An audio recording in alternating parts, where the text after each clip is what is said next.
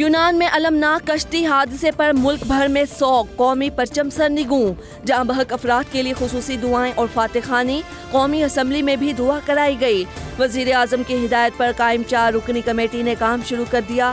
Committee انسانی smuggling کے تمام پہلوؤں اور حقائق کی روشنی میں ذمہ داروں کا تعین کرے گی۔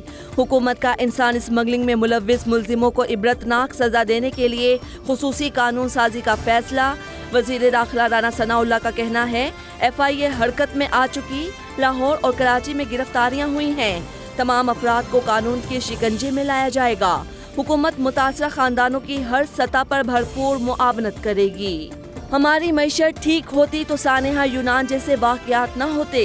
وزیر دفاع خواجہ آصف کا قومی اسمبلی میں اظہار خیال، بولے روزی کی تلاش میں نکلنے والے بچے ڈوب گئے، انسانی اسمگلرز کے تانے بانے ترکیہ اور لیبیا میں بھی ملتے ہیں، سفارت خانوں کو اس پر کام کرنا چاہیے، سب کو مل کر انسانی اسمگلنگ کا کاروبار بند کرنا ہوگا۔ مزید بولے 9 مئی کے واقعات میں PTI کا اصل چہرہ سب کے سامنے آ چکا، باہر بیٹھا ایک طبقہ آج بھی پاکستان کے خلاف لابنگ کر رہا ہے، جو لوگ پاکستان کے علاوہ کسی اور کی لائف لائن بننا چاہتے ہیں ان کا محاسبہ ہونا چاہیے۔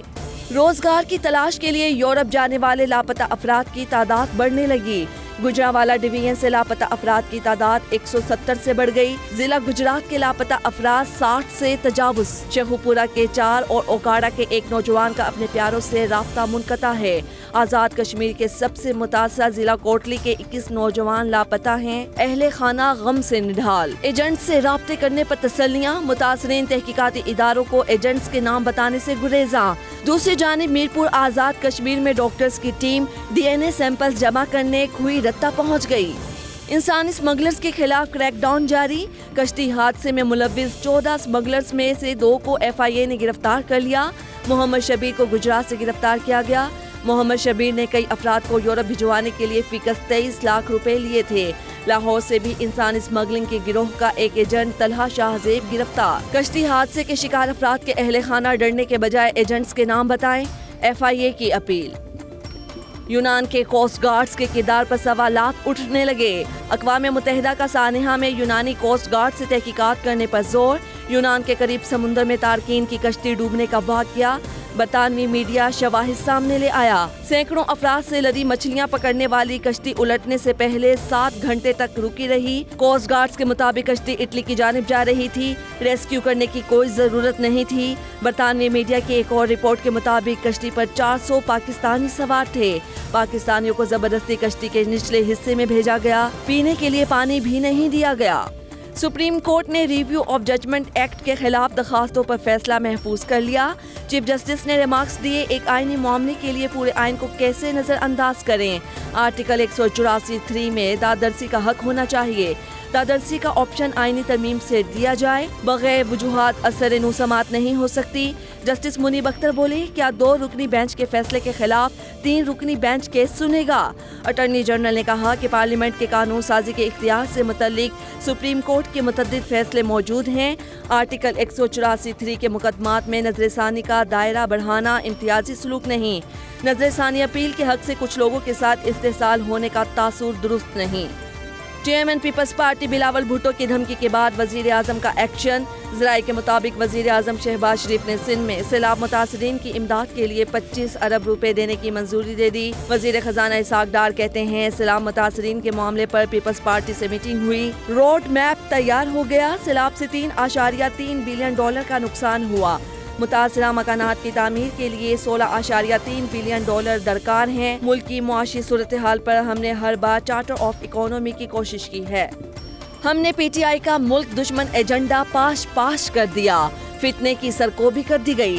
مولانا فضل الرحمان کا ٹانک میں ترقیاتی منصوبوں کی افتتاحی تقریب سے خطاب، بولے چیئرمین PTI کے اقتدار کے خاتمے پر یہودی لابی رو رہی ہے، وہ شخص اب اقتدار میں آنے کا خواب بھی نہیں دیکھ سکتا۔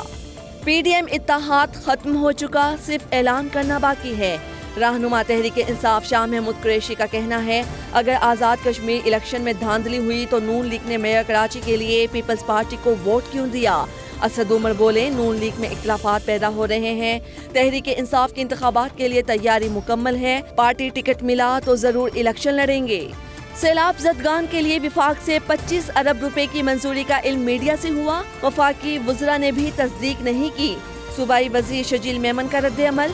مزید بولے جماعت اسلامی اپنی جمع تفریق ٹھیک کرے، الیکشن پر اعتراض ہے تو عدالت جائے، سیاست میں دشمنی نہیں مقابلے ہوتے ہیں، ایک ہارتا اور دوسرا جیت جاتا ہے، ارکان کو ووٹ ڈالنے سے روکنے کا الزام بے بنیاد ہے۔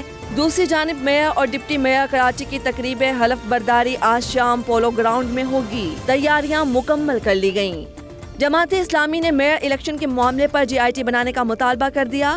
امیر جماعت اسلامی کراچی حافظ نعیم الرحمان کہتے ہیں میئر کے انتخاب نے پیپلز پارٹی اور الیکشن کمیشن کی کلی کھول دی، کراچی کے مینڈیٹ پر ڈاکہ مارا گیا، الیکشن کمیشن نے شواہد کے باوجود سندھ حکومت کا لکھا فیصلہ سنایا۔ پنجاب کی نگراں کابینہ نے 4 ماہ کے بجٹ کی منظوری دے دی، تنخواہوں میں 30% ایڈ ہاک ریلیف دینے کا فیصلہ، صحت اور تعلیم کے بجٹ میں 31% اضافہ، کوئی نیا ٹیکس نہیں لگایا گیا، 1719 ارب روپے حجم کی بجٹ تجاویز منظور کی گئیں، جاری اخراجات کے لیے 721 ارب روپے مختص کرنے کی سفارش، ترقیاتی منصوبوں کے لیے 325 ارب روپے رکھنے کی تجویز، ذرائع آمدن کے حصول کے لیے 579 ارب روپے کا ہدف مقرر کیا گیا ہے۔ نگراں صوبائی وزراء نے بجٹ کے خط و خال پیش کر دیے۔ بلوچستان کا آئندہ مالی سال کا بجٹ آج پیش کیا جائے گا، وزیر خزانہ زمرک خان بجٹ پیش کریں گے، بجٹ کا حجم 700 ارب روپے سے زائد ہونے کا امکان، ترقیاتی پروگرامز کے لیے 200 ارب اور تعلیم کے لیے 78 ارب روپے رکھے جائیں گے، سرکاری ملازمین کی تنخواہیں اور پینشن وفاقی بجٹ کی طرز پر بڑھانے کی تجویز، بجٹ میں 6000 نئی اسامیاں رکھے جانے کی تجویز بھی متوقع۔ شہریار آفریدی کے جسمانی ریمانڈ کی استدعا مسترد، سیشن عدالت اسلام آباد کا شہریار آفریدی کو 14 روزہ جوڈیشل ریمانڈ پر اڈیالہ جیل بھیجنے کا حکم۔ ادھر پلازہ حملہ کیس میں پی ٹی آئی کارکن خدیجہ شاہ کے جسمانی ریمانڈ کی استدعا بھی مسترد، لاہور کی انسداد دہشت گردی عدالت نے خدیجہ شاہ کو 14 روزہ جوڈیشل ریمانڈ پر جیل بھجوا دیا۔ خدیجہ شاہ نے عدالت میں کہا کہ 9 مئی کو وہ لبرٹی چوک کی طرف نہیں گئیں۔ وائس آف جرنلسٹ پاکستان کے وفد کا جناح ہاؤس لاہور کا دورہ، سانحہ 9 مئی کی شدید مذمت، کہا یہ کون تھے جو اپنے ہی گھر کو آگ لگا گئے، ملوث شرپسندوں، سہولت کاروں اور ماسٹر مائنڈز کو سخت سزائیں دی جائیں۔ سانحہ 9 مئی میں ملوث ایک اور شرپسند کے اہل خانہ کا پیغام بھی سامنے آ گیا۔ اہل خانہ نے چیئرمین پی ٹی آئی کو ایاز کی منفی ذہن سازی کا ذمہ دار ٹھہرایا، ملزم ایاز خیبر پختونخوا میں شرپسندی کے واقعات میں ملوث رہا۔ سابق چیف جسٹس کے بیٹے نجم ثاقب کی آڈیو لیکس، خصوصی کمیٹی میں طلبی کے خلاف حکم امتناع میں توسیع۔ اسلام آباد ہائی کورٹ میں وکیل لطیف کھوسہ نے دلائل دیے کہ حکومت چیف جسٹس کی مشاورت کے بغیر کیسے جوڈیشل کمیشن بنا سکتی ہے۔ اٹارنی جنرل نے کہا جو سوالات سپریم کورٹ میں زیر بحث ہیں ان پر فیصلے کا انتظار کر لیا جائے۔ عدالت نے اٹارنی جنرل سے 4 ہفتوں میں جواب طلب کر لیا۔